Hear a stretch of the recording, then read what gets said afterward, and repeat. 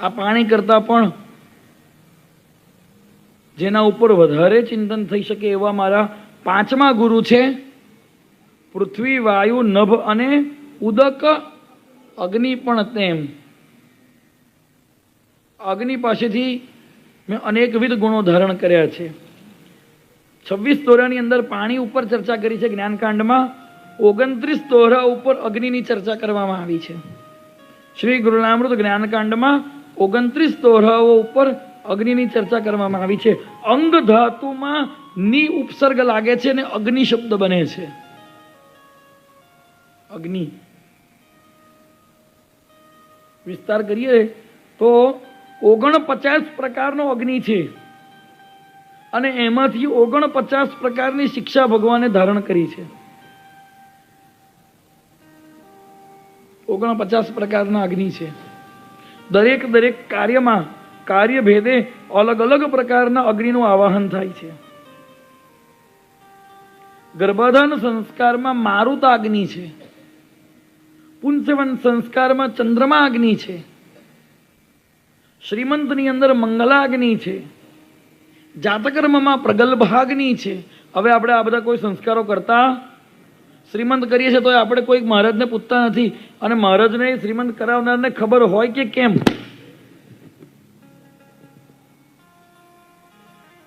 અન્નપ્રાશનમાં સૂચિ અગ્નિ છે. ચૂડાકરણમાં સત્યાગ્નિ છે. ગોદાનમાં સૂર્યાગ્નિ છે.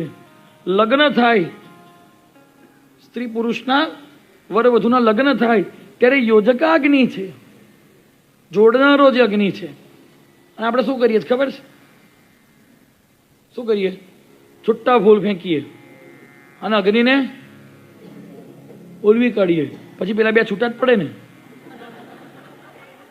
જે અગ્નિની સાક્ષીએ લગ્ન, બહુ ગંભીર વિષય છે આ. જે અગ્નિની સાક્ષીએ આપણે લગ્ન કરીએ છીએ એ જ અગ્નિને ઓલવી કાઢીએ છીએ. યોજકાગ્નિ છે. આ બધા જ પ્રકારના અગ્નિ જોડેથી ભગવાને ગુણો ધારણ કર્યા છે. ભગવાને યોજકાગ્નિ જોડેથી ગુણ ધારણ કર્યો છે કે હું જેવી રીતે અગ્નિ, યોજકાગ્નિ, એક પુરુષ છે એક સ્ત્રી છે, એ બંને લગ્ન પહેલા એકબીજાને ઓળખતા પણ નથી, એકબીજાથી સર્વથા અનભિજ્ઞ છે, એકબીજાથી અજાણ છે. એવા એક સ્ત્રી અને એક પુરુષને હું યોજકાગ્નિ કાયમ માટે, આ જન્મ નહીં, કેટલા જન્મ સુધીનો સંબંધ છે?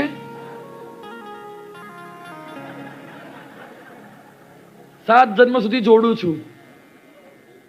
એમ ભગવાન કે છે મેં અગ્નિ પાસેથી એવો ગુણ ધારણ કર્યો છે કે એક અજ્ઞાની અબોધ પામર જીવ છે એને હું પરમાત્મા જોડે કાયમ માટે જોડું છું ગુરુ રૂપે. ગુરુ વહી જો હરિ મિલાવે, ગુરુ વહી જો બિપિન બસાવે, ઇન કરની બિન ગુરુ ન કહાવે. દત્ત ગુરુ કહે છે હું ગુરુ યોજકાગ્નિ રૂપ છું. હું અબોધ મૂર્ખ પામર જીવને કાયમ માટે પરમાત્મા જોડે જોડું છું. યોજકાગ્નિ છે. પ્રાયશ્ચિતમાં વધુ અગ્નિ છે. પૂર્ણાહુતિમાં મૃડાગ્નિ છે. વરદાનમાં અભિદૂષક અગ્નિ છે. ગમાણ ગોષ્ઠની અંદર જઠરાગ્નિ છે. રસોઈ ઘરની અંદર સહસાગ્નિ છે. એ સહસાગ્નિ કોઈ અન્નને કાચું રહેવા દેતો નથી. ભગવાન કહે છે હું એવો અગ્નિ છું, મારી સમીપમાં એક વખત જે આવ્યો એને હું કાચો રહેવા દેતો, એને પાક્કો બનાવી દઉં છું. સહસાગ્નિ જોડેથી મેં ગુણ લીધો છે. ચિતાની અંદર જે અગ્નિ છે એનું નામ છે કર્વ્યદા અગ્નિ. ચિતાનો જે અગ્નિ છે એનું નામ છે કર્વ્યદા અગ્નિ. એ મડદાને પણ પવિત્ર કરી દે છે, ડિસ્પોઝ કરી દે છે. અગ્નિ મડદાને પણ પવિત્ર કરી દે છે, ડિસ્પોઝ કરી દે છે. જે કંઈ આત્મતત્વ નીકળી જતા રહી ગયેલું જડ શરીર છે, અત્યંત અપવિત્ર છે, એને બાળી દે છે. ભગવાન કહે છે મેં કર્વ્યદાગ્નિ જોડેથી ગુણ લીધો છે કે મારા શરણે આવનારના બધા જ પ્રકારના દુર્ગુણો, બધા જ પ્રકારની અશુદ્ધિઓને હું બાળી દઉં છું. હવે ચિતાના અગ્નિથી લગ્ન થાય અને લગ્નના અગ્નિથી મળતું બળાય. આજે આવું બધું સમાજમાં જોવામાં આવી રહ્યું છે. એવા કેટલાક મૂર્ખ ચક્ર ચૂડામણીઓ ચિતા અગ્નિ ઉપર ગાયત્રી મંત્ર બોલીને આહુતિ આપે છે. આવું જોઈએ છે આપણે સમાજમાં. હવે આવાને શું કેવું?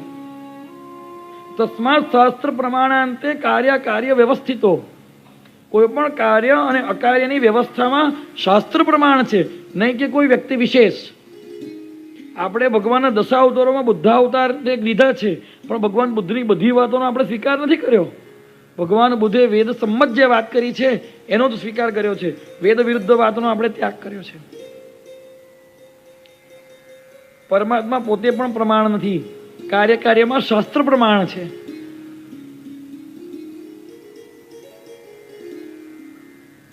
આ બધાથી ઉપર જ્યારે સંન્યાસ લેવામાં આવે છે ત્યારે સંન્યાસીના કાનની અંદર જે મંત્ર અપાય છે એ મંત્રમાં અગ્નિ રહેલો છે, એનાથી એનું શરીર દગ્ધ થઈ જાય છે. એને પ્રેષાગ્નિ કહેવાય છે. અને જે મંત્ર આપવામાં આવે છે એને પ્રેષ મંત્ર, પ્રેષોચ્ચાર કહેવાય છે.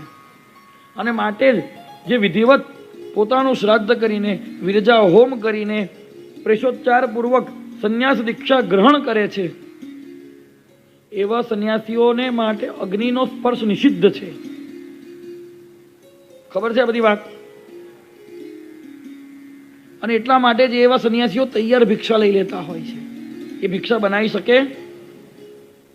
અને માટે જ એવા સંન્યાસીનું શરીર છૂટી જાય ત્યારે એના અગ્નિ સંસ્કાર થતા નથી, એને જળ સમાધિ આપવામાં આવે છે.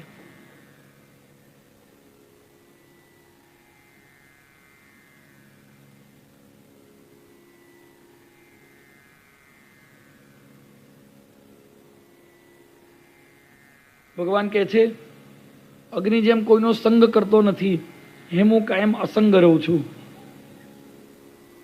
હું કોઈના સંગથી પ્રભાવિત થતો નથી. અગ્નિને કોઈ ધારણ કરી શકતું નથી, એમ મને પણ કોઈ ધારણ કરી શકે એમ નથી. હવે હું સંખ્યા નથી બોલતો, તમારે લખવું હોય તો લખજો.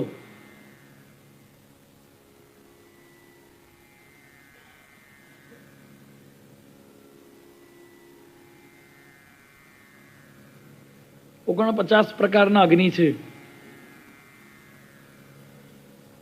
ગાયત્રીના પ્રથમ અક્ષરના દેવતા અગ્નિ છે. ઋગ્વેદની વિશ્વનો સૌ પ્રથમ ગ્રંથ ઋગ્વેદ, એનો પ્રથમ અક્ષર, એનો પ્રથમ શબ્દ અગ્નિ છે. અગ્નિ મેળે પુરોહિતો ઋગ્વેદની પ્રથમ ઋચા છે. અગ્નિનો એક પ્રધાન ગુણ છે, એ ઉર્ધ્વગામી છે. એ ઉપરની તરફ જાય છે, કદી નીચેની તરફ જતો નથી. ભગવાન કહે છે મેં અગ્નિને ગુરુ કરીને ગુણ લીધો છે કાયમ ઉપર જ રહેવું. ઉપર રહેવું એટલે આપણે જ્યાં છીએ ત્યાંથી સતત આપણી પ્રગતિ થાય એવું કરવું. આજે 5 માળા કરતા હોઈએ તો કાલે 4 કરવી. કેટલી કરવી? 6 તો કરવી જ. ધીરે ધીરે ઉપર ઉઠવું. દર ગુરુવારે ભજન કરતા હોઈએ તો રોજ પંચપદી કરવી. મહિનામાં 1 વખત જતા હોઈએ ધામની યાત્રાએ નારેશ્વર તો કોઈ નિમિત્ત કરીને, ઊભું નિમિત્ત કરીને સતત ને સતત આપણી ગતિ ઊર્ધ્વગામી થવી જોઈએ અગ્નિની જેમ. પણ આપણી ગતિ અધોગામી થાય છે.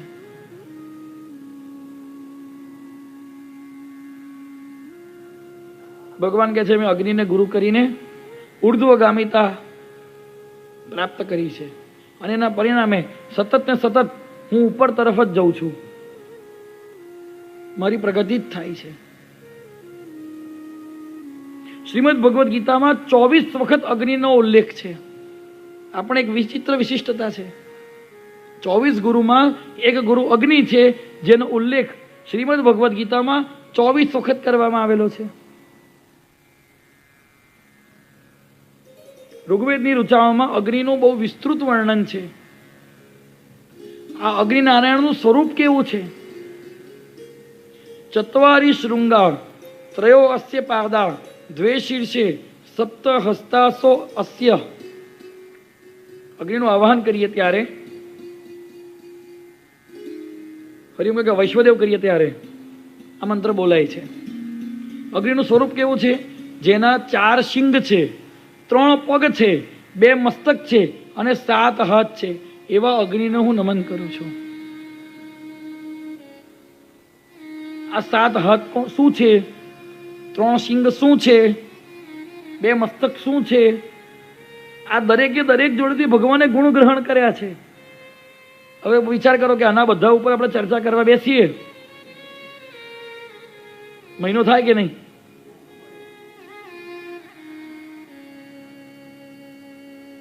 યજુર્વેદ કે છે એસોહ દેવ પ્રદિશોનું સર્વાહા, આ અગ્નિ સર્વ દિશાઓમાં વ્યાપ્ત છે.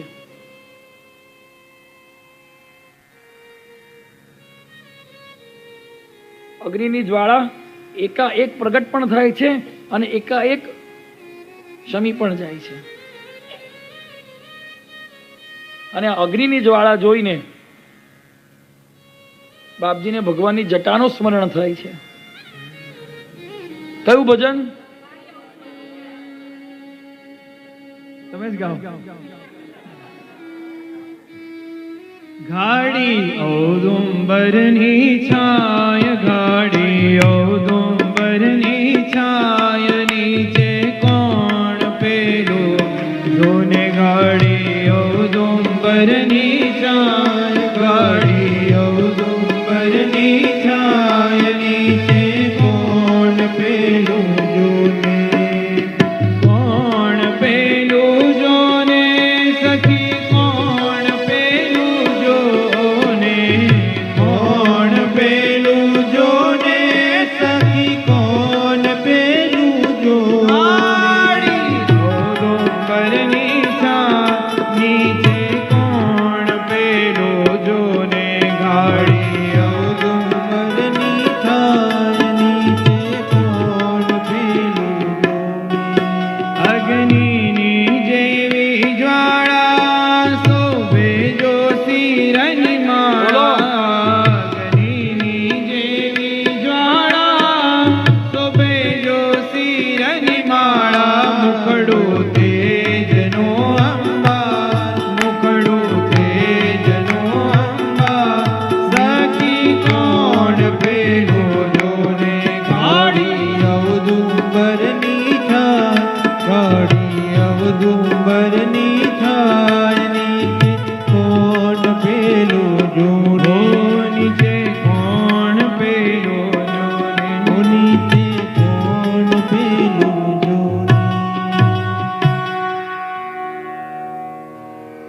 ભગવાન એવું કહે છે કે આ બધાના શરીરની અંદર પણ એક અગ્નિ રહેલા છે, જેનું નામ છે જઠરાગ્નિ.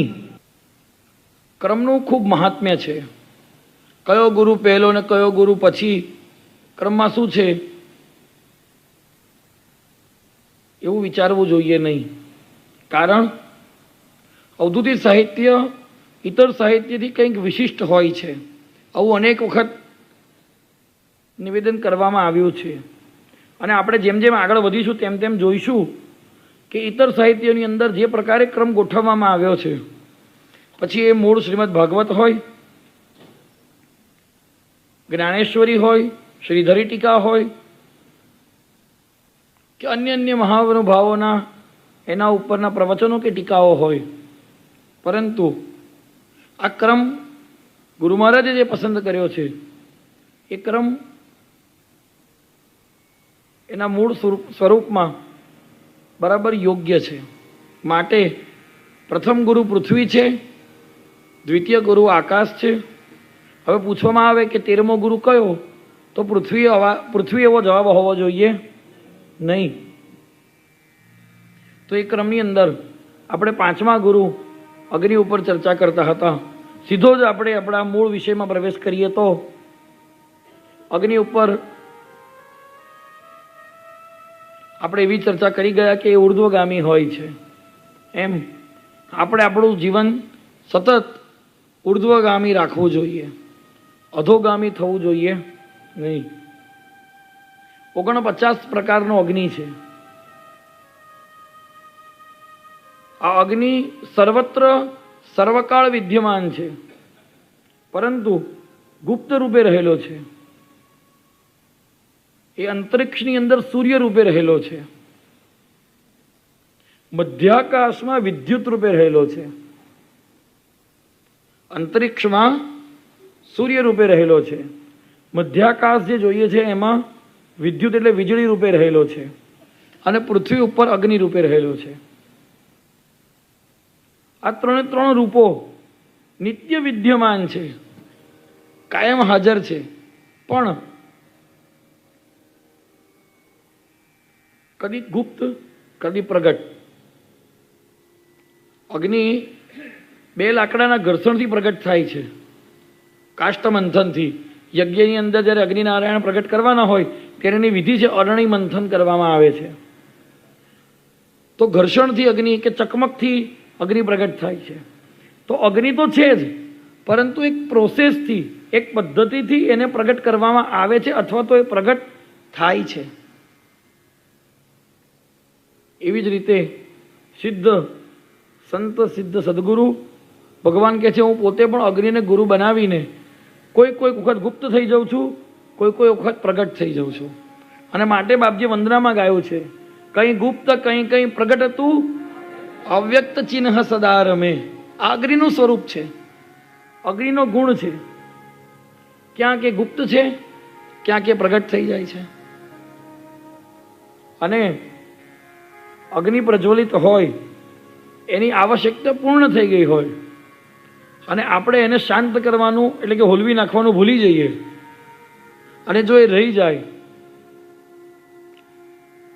અને વાયુના સંપર્કમાં આવે અને જો વિશાળ રૂપ ધારણ કરી લે, તો આપણે જાણીએ છીએ કે ભયંકર હોનારતો સર્જાય છે. એટલે બાપજી જ્ઞાનકાંડમાં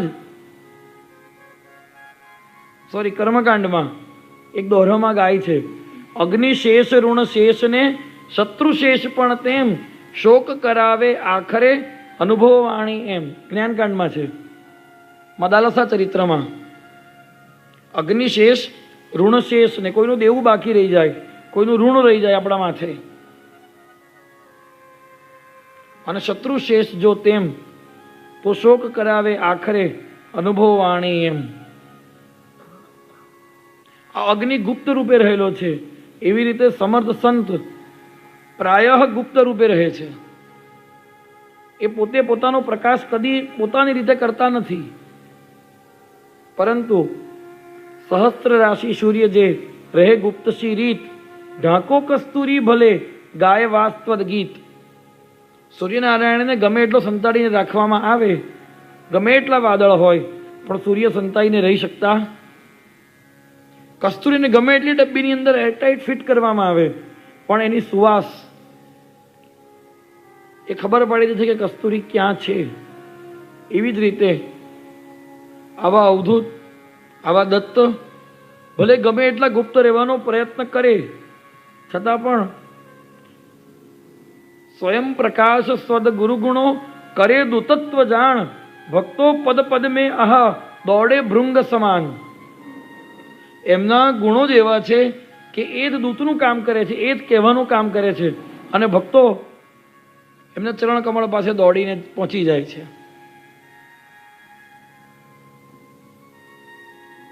એવા અનેક ગુરુ મહારાજના ચરિત્રમાં પ્રસંગો છે. અજ્ઞાતવાસ માટે ગયા, ગુપ્તવાસ માટે ગયા, 5 દિવસ 10 દિવસ માંડ થયા હોય, અને લોકોને ખબર પડી જાય કે ગુરુ મહારાજનો મુકામ આ સ્થળે છે, અને પછી ધીરે ધીરે 2-3 દિવસની અંદર ભીડ થવા લાગે. થોડીક ભીડ થાય, મુકામ કદાચ મહિના માટે ગયા હોય કે 1.5 મહિના માટે ગયા હોય, પણ 20-22 દિવસમાં એમને તે સ્થાન છોડી દેવાની ફરજ ઊભી થઈ જાય. અગ્નિ જ્યારે પ્રગટ થાય છે ત્યારે ઘોંઘાટ કરતો નથી. અગ્નિ પ્રગટ થાય છે ત્યારે અવાજ આવે છે? નથી આવતો. હા, અધૂરો અગ્નિ પ્રગટ થાય તો ઘોંઘાટ કરે છે. એમ ગુરુ પૂર્ણ છે, પરંતુ જે અધૂરો છે તે અવાજ કરે છે. અગ્નિ પ્રગટ થાય છે ત્યારે અવાજ કરતો નથી, પ્રજ્વલિત રહે છે ત્યારે પણ અવાજ કરતો નથી. એમ બાપજી ગુરુલામૃત જ્ઞાનકાંડમાં કહે છે, હોય ગુણો જે આપણા કરવા પ્રગટ સુજાણ, કાર્ય કારણે યોગીએ વિના ઘોંઘાટ માન. માની લો કે અહીંયા આગળ તમે બધા બેઠા છો, એ બધાને મને તો જે બોલતા આવડે છે એ બહુ થોડું સારું બોલતા આવડે છે, પણ મારા કરતાં તમને બધાને બહુ સારું બોલતા આવડે છે વધારે. ચિરાગભાઈ ગાય છે, સારું ગાય છે, એના કરતાં પણ સારું ગાવાવાળા ઘણા બધા અહીંયા આગળ બેઠા છે. કોઈ સારું લખે છે, એના કરતાં પણ સારું લખવાવાળા ઘણા છે.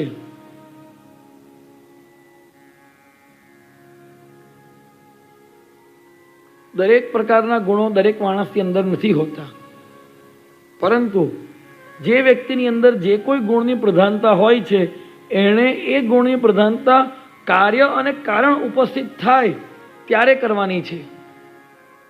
જેમ કે અત્યારે આવા ગંભીર વિષય ઉપર ચર્ચા ચાલે છે અને વચ્ચેથી કોઈ બેન કે કોઈ ભાઈ ઊભા થઈને મોટેથી ઘાંટા પાડીને બોલવા લાગે કે તમે શું ગુરુ વિશે જાણો છો, હું જાણું છું, તો એને શું કહેવાશે? અવિવેક. એને શું કહેવાશે? અવિવેક. કદાચ મારા કરતાં વધારે સારું જાણતા હોય, ગ્રંથની અંદરની કોઈક વાત વધારે એમને ખબર હોય, છતાં પણ યોગ્ય સમયે યોગ્ય કારણ અને યોગ્ય કાર્ય ઉપસ્થિત થાય ત્યારે જ એનો પ્રકાશ કરવો જોઈએ. અથવા તો બીજી રીતે કહું તો જ્યાં સુધી આપણને કોઈ પૂછે નહીં ત્યાં સુધી કહેવું જોઈએ નહીં. ગુરુ મહારાજ અંતર્યામી હતા. એમના શરણાગત ભક્તો જ્યારે એમની પાસે આવે ત્યારે ઈશારામાં એમને કહેતા કે આવું થવાનું છે, સમજે તો ઠીક. અને એવા જો કોઈ શરણાગત ના હોય તો હજારોની ભીડ એમના દર્શન કરીને જતી રહે. એ દરેકનું પ્રારબ્ધ જાણે છે, છતાં કોઈના પ્રારબ્ધમાં હસ્તક્ષેપ કરતા નથી.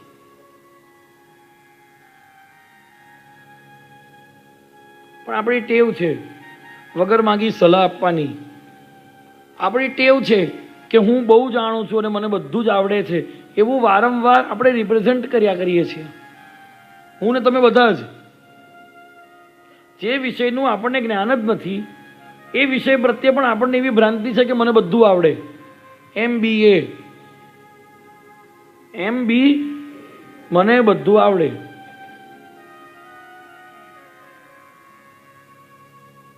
અને ખરેખર MBA હોય એવા સંત, એવા સિદ્ધ, એવા અવધૂત એ કદી બોલતા જ નથી કે મને બધું આવડે. એ તો કહે છે હું મૂર્ખ નાદાન.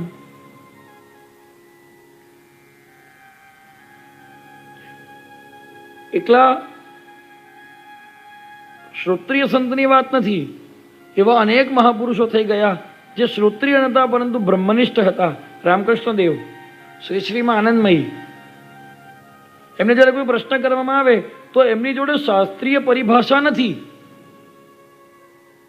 તો પ્રશ્નકર્તાના પ્રશ્નની જિજ્ઞાસા એ વાસ્તવિક છે કે માત્ર બુદ્ધિગત છે એવું જોઈને એ જવાબ આપતા હોય છે, અથવા તો પોતે અજ્ઞાની છે એવું કહી દેતા હોય છે, મને બહુ આ વિશે જ્ઞાન નથી. મોદી કાકાએ જ્યારે ગુરુલામૃત ગ્રંથ લખાયો ત્યારે તે જ સમયના વિદ્વાનોએ જે શંકા ઉઠાવી તે શંકાઓ બાપજીને લખી મોકલાવી, અને બાપજીએ ઘણી બધી શંકાઓનું સમાધાન લખીને મોકલાવ્યું. પણ છેલ્લે એવું પોઈન્ટ આઉટ કર્યું કે આ બધું હું તમારા પંડિત માટે નહીં, તમારા માટે લખીને મોકલાવું છું. તો આપણી અંદર જે ગુણ છે એ ગુણ પ્રગટ ચોક્કસ કરવા જોઈએ, પણ ક્યારે? યોગ્ય સમય, યોગ્ય સ્થળ, યોગ્ય કાર્ય અને યોગ્ય કારણ ઉપસ્થિત થાય ત્યારે.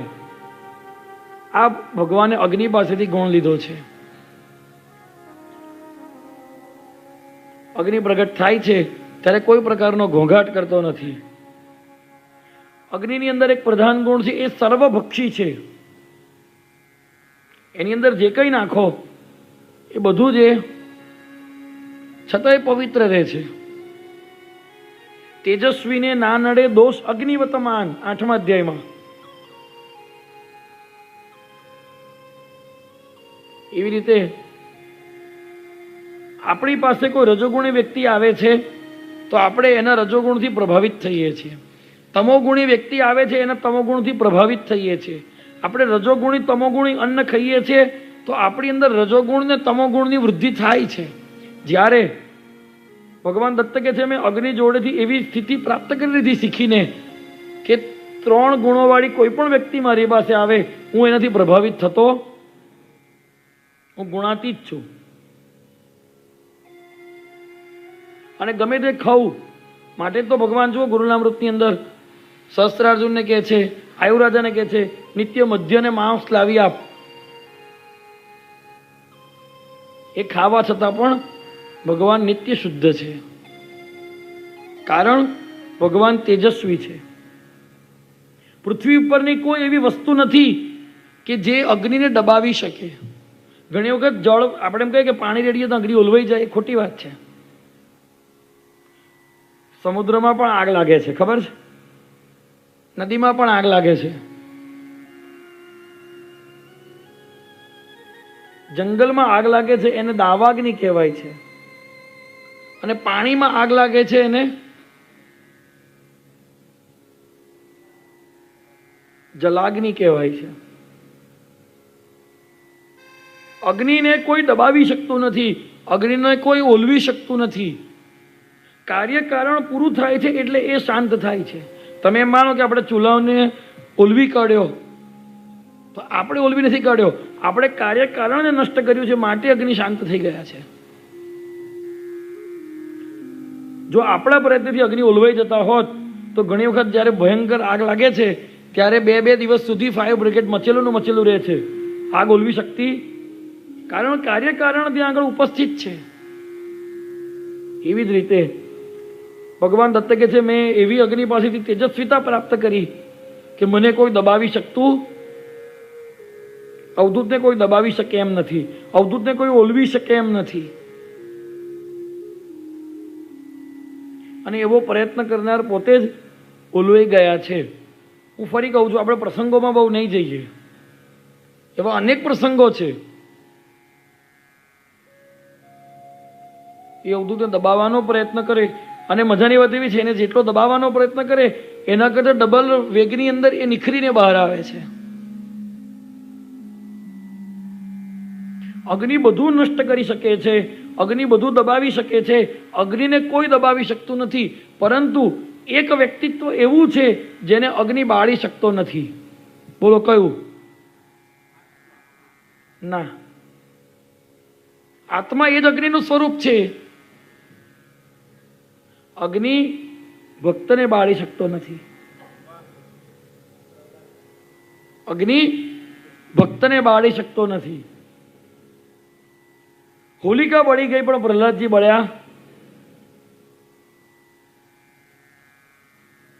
અગ્નિ બધું બાળી શકે છે, અગ્નિ બધું દબાવી શકે છે, પરંતુ અગ્નિ ભક્તને કોઈ નુકસાન પહોંચાડી શકતો નથી. કારણ અગ્નિની અંદર જે દાહકતા છે એ દાહકતા ભગવાને આપેલી છે.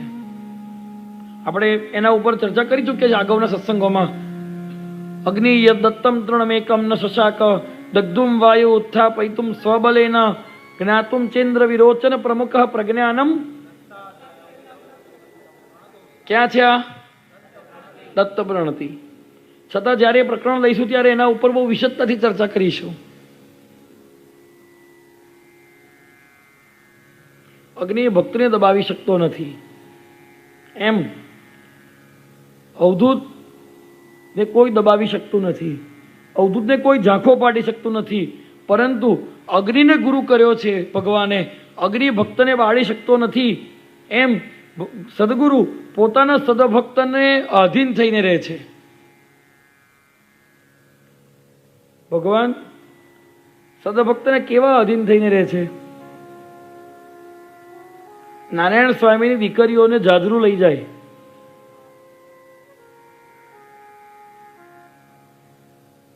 જે અનંત કોટી બ્રહ્માંડ નાયક છે.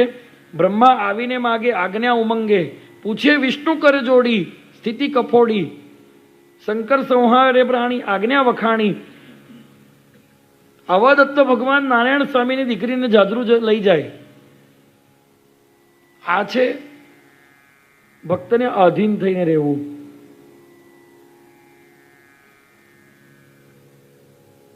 અગ્નિ બધું દબાવી શકે છે, ભક્તને દબાવી શકતો નથી. એમ જ્યારે કોઈ સહૃદય, જ્યારે કોઈ પ્રેમી, જ્યારે કોઈ ભક્ત હૃદય અવધૂતની સમક્ષ ઉપસ્થિત થાય છે ત્યારે એને વશ થઈ જાય છે. બુદ્ધિ વિદ્વાનોને દબાવી શકે છે અવધૂત, પરંતુ પ્રેમી ભક્તોની આગળ એને નમવું પડે છે. અવધૂત પોતાના માટે, પોતાના નિયમના માટે કઠોર છે. બ્રજાદપી કઠોરાણી, વજ્ર કરતા પણ કઠોર છે, પરંતુ ભક્તો આગળ મૃદુની કુસુમાદપી, અત્યંત મૃદુ છે. એક વખત ગુરુ મહારાજ બોલ્યા છે કે અવધૂત ભક્તોની આગળ સૂતરના દોરા કરતા પણ કોમળ છે. આપણને કઠણ લાગે છે, આપણને કઠોર લાગે છે, કારણ આપણે ભક્ત થઈ શક્યા નથી. અને જે ભક્ત થયા છે એવા ભક્તોના ચરિત્રો જુઓ ઉચકીને.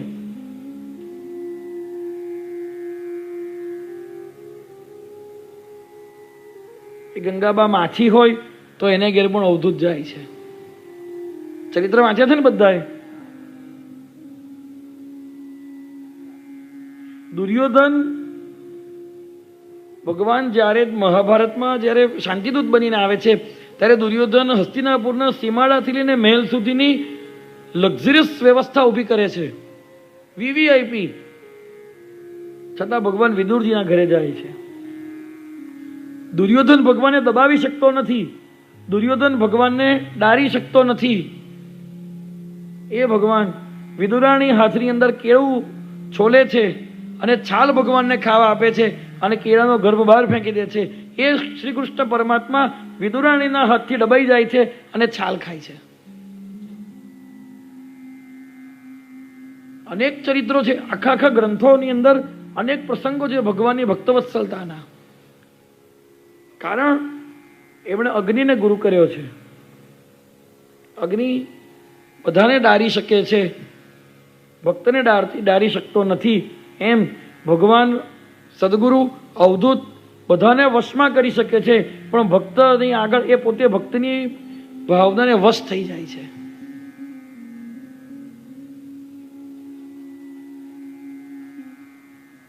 અગ્નિ નિરાકાર છે, એનો પોતાનો કોઈ આકાર નથી. જે પ્રકારનું લાકડું હોય, ગોળ લાકડું હોય તો અગ્નિ ગોળ સળગતો લાગે, લંબગોળ હોય તો લંબગોળ સળગતો લાગે, ચોરસ હોય તો ચોરસ સળગતો લાગે, લાંબુ લાકડું હોય તો અગ્નિનું વિશાળ રૂપ લાગે, ટૂંકું લાકડું હોય તો અગ્નિનું ટૂંકું રૂપ લાગે. ઓબ્જેક્ટ જે પ્રકારેનું છે એ પ્રકારે અગ્નિ રૂપ ધારણ કરી લે છે. યદ્યપિ એનો કોઈ આકાર નથી, એ નાનો પણ નથી, એ મોટો પણ નથી, એ સૂક્ષ્મ પણ નથી, એ વિરાટ પણ નથી, બસ એ માત્ર છે. એવી જ રીતે આત્માનો પણ કોઈ આકાર નથી, એ પણ નિરાકાર છે. સ્થૂળ શરીરમાં એ સ્થૂળ લાગે છે, સૂક્ષ્મ શરીરમાં એ સૂક્ષ્મ લાગે છે, લાંબા શરીરમાં લાંબો લાગે છે, ટૂંકા શરીરમાં ટૂંકો લાગે છે, વિદ્વાનોના શરીરની અંદર એ બુદ્ધિમાન લાગે છે, મૂર્ખના શરીરમાં એ મૂર્ખ લાગે છે. છતાં પણ એ આ બધા જ પ્રકારના ગુણ અને દોષથી મુક્ત છે. જેવી રીતે અગ્નિ સર્વત્ર છે એમ આત્મા પણ સર્વત્ર છે, પરંતુ કાર્યકારણ ઉપસ્થિત થાય છે ત્યારે અગ્નિ પ્રગટ થાય છે. એમ પરમાત્મા પણ કાર્યકારણ ઉપસ્થિત થાય છે ત્યારે જ પ્રગટ થાય છે. અગ્નિ સર્વત્ર છે છતાં પણ કાર્યકારણ પ્રગટ થતા એની ઉપસ્થિતિ વર્તાય છે. એવી જ રીતે જ્યારે ભક્તો પ્રેમથી ભગવાનનું કીર્તન કરે છે, ભગવાનનું સ્મરણ કરે છે, ત્યારે ભગવાન એમના પ્રેમને વશ થઈને પ્રગટ થાય છે. ભક્ત ભાવના જોઈને થયો અવતીર્ણ તેહ, પ્રગટ્યો દેખી યકીન. એવું તો છે ને કે અહીંયા આગળ ભગવાન નથી. ભગવાન ક્યાં નથી? સર્વત્ર છે, પણ દેખાતા કેમ નથી? કારણ કે આપણી અંદર પ્રેમ નથી. અને જેની અંદર પ્રેમ છે એની દ્રષ્ટિ કેવી છે? તો બાપજી ભજનમાં ગાય છે, वो नंगा चंगा छिपा रहा है, जहाँ पे देखो वहाँ पे साहिब, वो नंगा चंगा छिपा रहा है, जहाँ पे देखो वहाँ पे साहिब, वो नंगा चंगा छिपा रहा है। किसी ने उसको खंबे में माना, किसी ने मंदिर मस्जिद में जाना, किसी ने उसको खंबे में माना, किसी ने मंदिर मस्जिद में जाना है। इसका चुप ठिकाना जहाँ जिसने माना मना रहा है, जहाँ पे देखो वहाँ पे साहिब, वो नंगा चंगा छिपा रहा है। वो पास दूरा, वो अंदर बहारा, गगन मंडल में वो खेलनहारा। वो पास दूरा, वो अंदर बहारा, गगन मंडल में वो खेलनहारा। अचेतन चेतन वो नूर आला, सदा कभी में चमक रहा है। जहाँ पे देखो वहाँ पे साहिब, वो नंगा चंगा छिपा रहा है। वो नंगा चंगा, वो नंगा चंगा छिपा रहा है। આ અગ્નિનું સ્વરૂપ છે.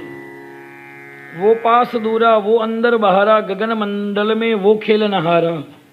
આ જ આત્માનું સ્વરૂપ છે, આ જ પરમાત્માનું સ્વરૂપ છે. આના ઉપર વૈશેષિક વ્યાખ્યા થઈ શકે એમ છે. એ કેવી રીતે અંદર બહાર છે?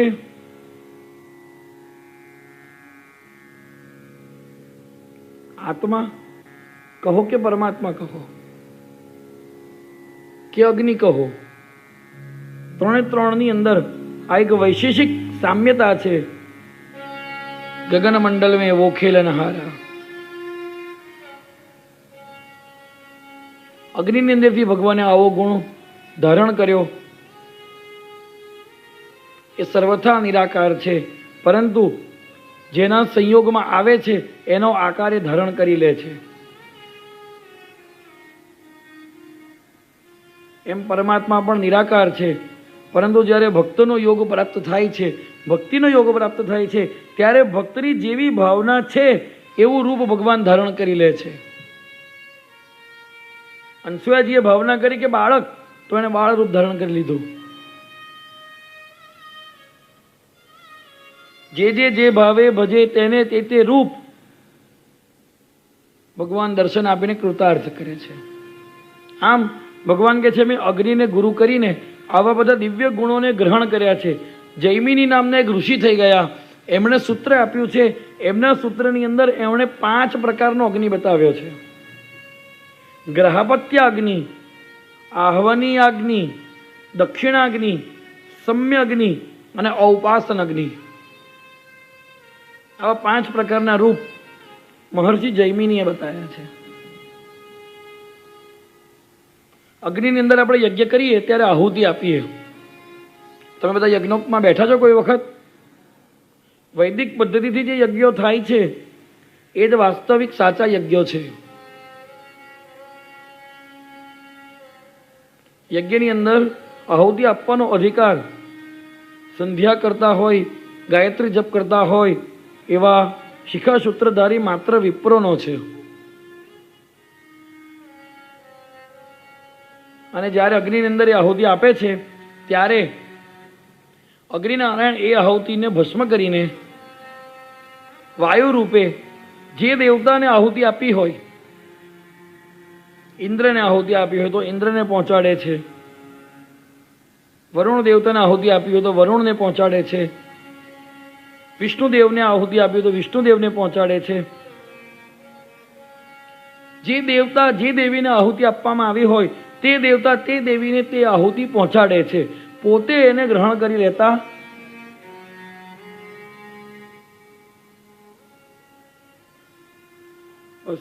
સદગુરુ પણ આવા છે. ભક્તના હૃદયમાં ઈષ્ટ પ્રત્યેનો જે ભાવ છે એ ભાવ જ એ ઈષ્ટ સુધી પહોંચાડે છે. જો ગુરુ મહારાજનો અવતાર ન થયો હોત તો આ ગુજરાતની આખી આલમ, આ ગુજરાતની જનતા દત્તના નામથી અનભિજ્ઞ રહી ગઈ હોત. એમણે પોતે અવતાર લીધો, એમણે પોતે રચનાઓ કરી અને એના માધ્યમ દ્વારા આપણે જે કંઈ ભાવ પ્રદર્શિત કરીએ છીએ એ ભાવને એ ભગવાન સુધી પહોંચાડે છે.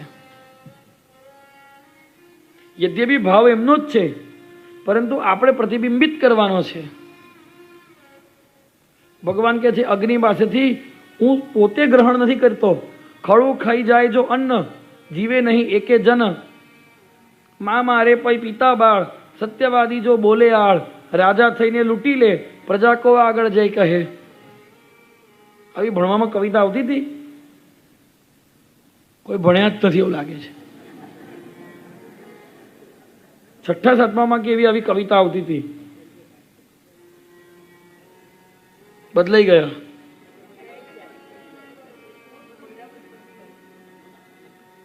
વાળ થઈને ચીબડા ગળે, સોંઘી વસ્તુ ક્યાંથી મળે? હવે યાદ આવ્યું? હા.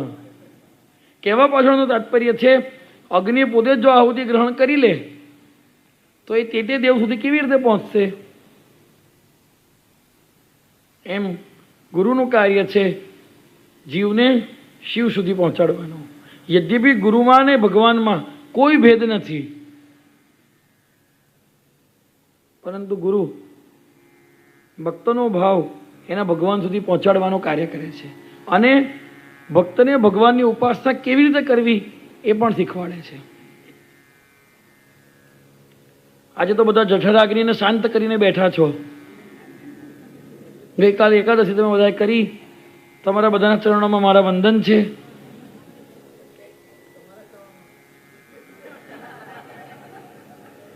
અને આજે બધાએ દ્વાદશીના પારણા કર્યા, બધા જઠરાગ્નિને શાંત કરીને બેઠા છો. પણ જઠરાગ્નિ શાંત થાય અને ભજન ન થાય, સત્સંગ ન થાય તો એ અન્ન કામાગ્નિમાં પરિણિત થાય છે. જઠરાગ્નિના શાંત થતા જો ભજન નથી થતું તો એ અન્નના વેગથી કામ ઉત્પન્ન થાય છે, કામાગ્નિમાં પરિણિત થાય છે. આપણે એક અગ્નિનું સ્વરૂપ છે. માટે શું કરવાનું? ભજન કરીને, ભોજન કરીને ભજન કરવાનું. ભોજન કરીને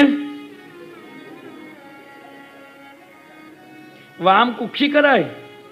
11:30 ભોજન કરી લીધું તો 12 થી 1:45 વામ કુક્ષી થાય. પણ પછી પોતાના નિત્ય કર્મમાં લાગી જવાનું.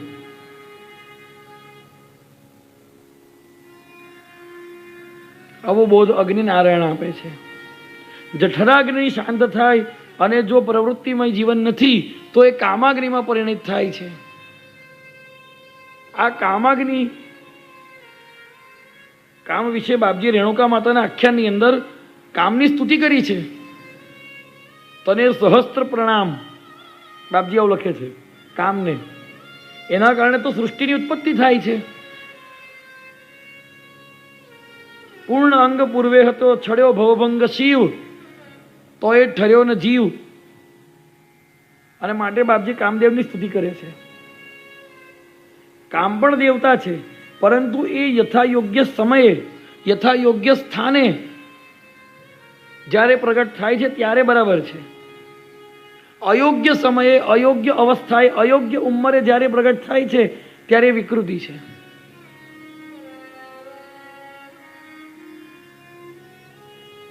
કામ પણ અગ્નિ છે.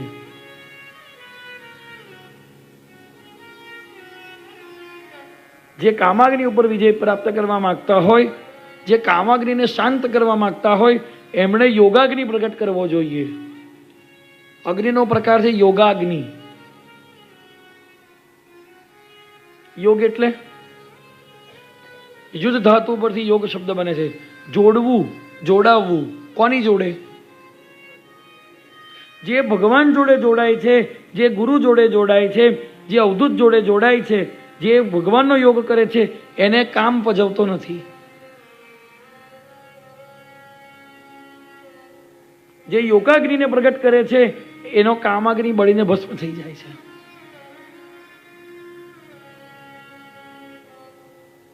અને જ્યારે આ યોગાગ્નિ બરાબર યોગ ઉપર અરૂઢ થાય છે ત્યારે ભગવત પ્રાપ્તિ માટે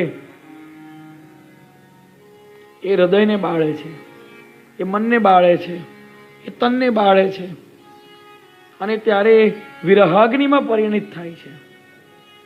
વિરહનો અગ્નિ આપણને અનુભવ નથી. કોઈ પ્રેમિકા પોતાના પ્રેમી માટે વાટ જોતી હોય, હમણાં આવશે હમણાં આવશે હમણાં આવશે, થોડીક વખતમાં આવી જાય એટલે એનો વિરહ નષ્ટ થઈ જાય. પરંતુ જેણે પ્રેમ કર્યો છે પરમપતિને, એવા પરમપતિ થોડી જ વારમાં નથી પ્રગટ થઈ જતા. એ બરાબર વિરહાગ્નિની અંદર બળે અને એના કામ, ક્રોધ, કામાગ્નિ, ક્રોધાગ્નિ, લોભાગ્નિ ઇત્યાદિ પ્રકારના બધી જ વાસનાઓ નિર્મૂળ થઈ જાય છે. ત્યારે એ પ્રેમી પ્રગટ થાય છે. આ વિરહાગ્નિનું સ્વરૂપ અવધૂતિમાં બાપજીએ ગાયું છે. બાલમ આજો મારે દેશ બાલમ આજો મારે દેશ મારો જોબન બેતો આજો મારે દેશ મારો જોબન બેતો બાલમ આજો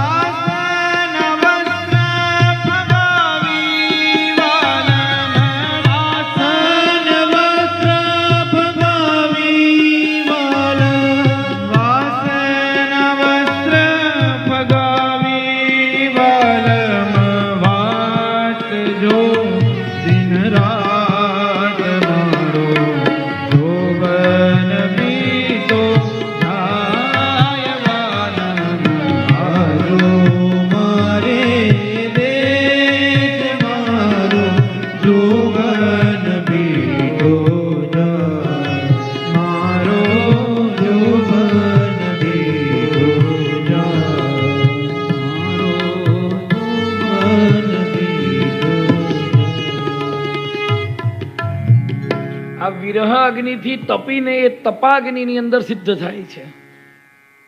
એના પછીનો પ્રકાર છે તપાગ્નિ. તપ અગ્નિ સ્વરૂપ છે, જે વ્યક્તિને, જીવને શરીર સહિત તપાવે છે. અને અગ્નિ સ્વયં તેજસ્વી છે. જ્યારે વ્યક્તિ વિરહના તાપથી તપી જાય છે ત્યારે તેજસ્વી થઈ જાય છે. અગ્નિની જેટલા નજીક જઈએ એટલી ઠંડક જાય અને ગરમી વધે. જેટલા નજીક જઈએ એટલો પ્રકાશ વધે અને અંધારું ઓછું થાય. જેટલા દૂર જઈએ એટલી ગરમી ઓછી લાગે અને ઠંડક વધારે લાગે. અને અજવાળું ઓછું થાય અને અંધારું, કોઈ બોલતું નથી, ઘટે કે વધે? વધે. બસ એવી જ રીતે અવધૂતની નજીક જઈએ એમ અજવાળું વધે અને દૂર જઈએ એમ ઘટે. નજીક જવાથી તપ વધે છે, નજીક જવાથી વિરહ વધે છે. અને જ્યારે એની પ્રાપ્તિ થાય છે, પ્રાપ્તિ થઈ જાય છે, ત્યારે પ્રગટ થાય છે. એનું નામ છે પ્રેમાગ્નિ. એનું નામ છે પ્રેમાગ્નિ.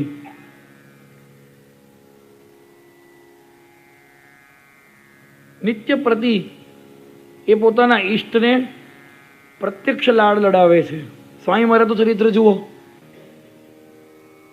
ભગવાન સંતાઈ ગયા પાણીની અંદર જઈને. સ્વામી મહારાજ ભિક્ષા લઈને આવ્યા, ગભરાઈ ગયા. આ પ્રેમાગ્નિ છે. ખબર છે કે કોઈ ભગવાન મને છોડીને જવાના નથી. મિત્ર મિત્ર જરી ભાંડતી તરી પુનઃ એક હોતી. વાસુદેવ હા વિનોદ દેતો દત્તા પરમાનંદ. પરંતુ એવા નિત્ય સિદ્ધ ભક્તો પણ આ પ્રેમની અગ્નિથી તપે છે. પરમાત્મા પણ આ પ્રેમની અગ્નિથી તપે છે. કાશીમાં જ્યારે સ્વામી મહારાજ પધાર્યા ત્યારે ત્યાંના વિદ્વાનોએ સ્વામીજીને કહ્યું કે આ મૂર્તિની પૂજા તમે કરો છો, સંન્યાસી માટે બહુ મૂર્તિ પૂજાનું વિધાન શાસ્ત્રોમાં નથી. સ્વામી મહારાજે કીધું કે વાત તો તમારી સાચી છે, પણ જે મૂર્તિના કારણે મને આ સ્થિતિ પ્રાપ્ત થઈ છે એને હવે કેવી રીતે છોડી દેવાય? તો કે ના, પણ આ યોગ્ય નથી. એટલે સ્વામી મહારાજે કીધું કે આ મૂર્તિ હું તમને આપું છું, તમે ગંગાજીમાં પધરાવી દો. તો કાશીના તે વખતના બ્રાહ્મણો દત્ત મૂર્તિ જે સ્વામીજી જોડે હતી એ ગંગાજીના મધ્ય જળમાં જઈને પધરાવી આવ્યા. જળમાં પ્રવિષ્ટ થઈ ગયા પછી ભગવાનથી સ્વામીજીના પ્રેમનો અગ્નિ સહન થયો. એટલે સ્વામીજી જ્યારે પાછા પોતાની કુટીર પર ભિક્ષા લઈને આવ્યા ત્યારે ત્યાં ભગવાન પ્રગટ થઈ ગયા.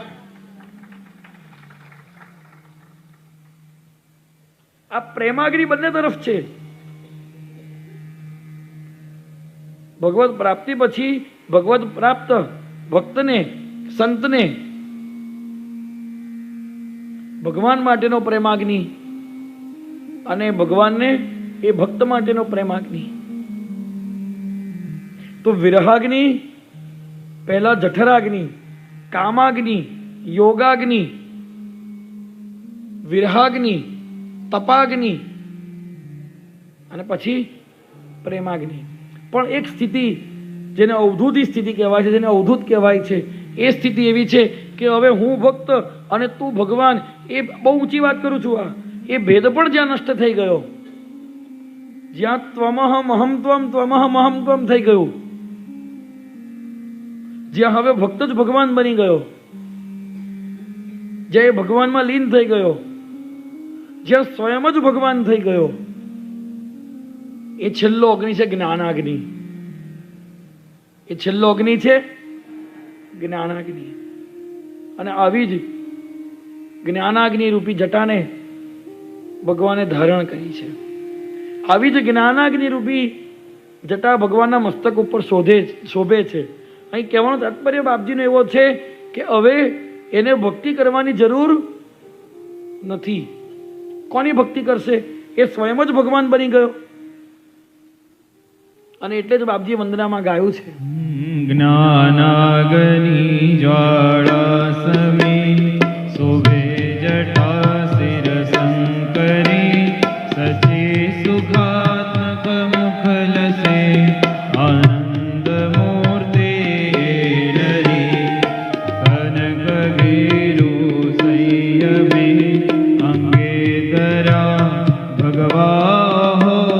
ઐશ્વર્ય સડભુજ સડ થઈ શોભે નિરાકારી. કોણ શોભી રહ્યું છે? ઐશ્વર્ય સડભુજ સડ થઈ કોણ શોભી રહ્યું છે? નિરાકારી. શોભે નિરાકારી. અહો, અહો એટલે આશ્ચર્ય. વંદનાના પ્રકરણમાં આપણે ચર્ચા કરી ચૂક્યા છે આ વિષયની. નારેશ્વરમાં જ્યારે કાર્યક્રમ થયો હતો વંદનાનો, ત્યાં આ વાત થઈ ચૂકી છે કે એ નિરાકારી છે અગ્નિની જેમ. પણ જ્યારે આ જઠરાગ્નિથી લઈને પ્રેમાગ્નિ સુધીની યાત્રા થાય છે ત્યારે એ ઐશ્વર્ય ષડભુજ સડ થઈ શોભે નિરાકારી. હો, આ જ્ઞાનાગ્નિનું સ્વરૂપ છે. આમ 49 પ્રકારનો અગ્નિ, 49 પ્રકારની શિક્ષા ભગવાન દત્તને આપે છે અને એ શિક્ષાથી શિક્ષાન્વિત થઈને ભગવાન મુક્ત ચિત્તથી ભ્રમણ કરે છે. ભગવાનના ચરણોમાં એટલી જ પ્રાર્થના કરવાની કે 49 નહીં પણ એકાદ અગ્નિનો ગુણ અમારા હૃદયની અંદર સ્થિર કરજો.